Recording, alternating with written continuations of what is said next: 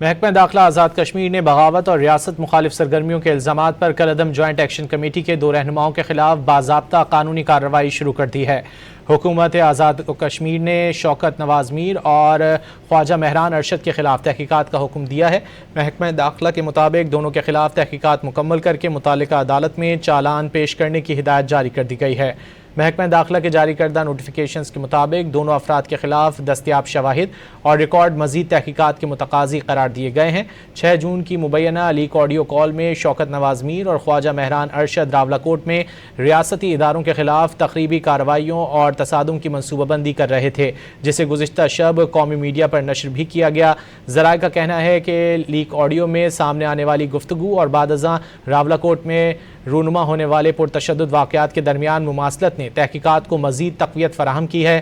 تحقیقاتی ادارے مبینہ منصوبہ بندی، اشتعال انگیزی، رابطہ کاری اور بعد میں پیش آنے والے واقعات کے باہمی تعلق کا تفصیلی جائزہ لے رہے ہیں۔ حکومت نے ایس ایس پی مظفرآباد کو شوکت نواز میر جبکہ ایس ایس پی میرپور کو خواجہ مہران ارشد کے خلاف تحقیقات مکمل کر کے عدالتوں میں چالان پیش کرنے کی ہدایت کی ہے۔ ریاستی اداروں پر حملوں، عوامی املاک کو نقصان پہنچانے، امن عامہ میں خلل ڈالنے اور تشدد پر اکسانے کے تمام پہلوؤں کو تفتیش میں شامل کیا جا رہا ہے۔ حکومتی ذرائع کا کہنا ہے کہ پرتشدد سرگرمیوں کی منصوبہ بندی، معاونت یا حوصلہ افزائی کرنے والے تمام عناصر کو قانون کے مطابق جواب دہ بنایا جائے گا۔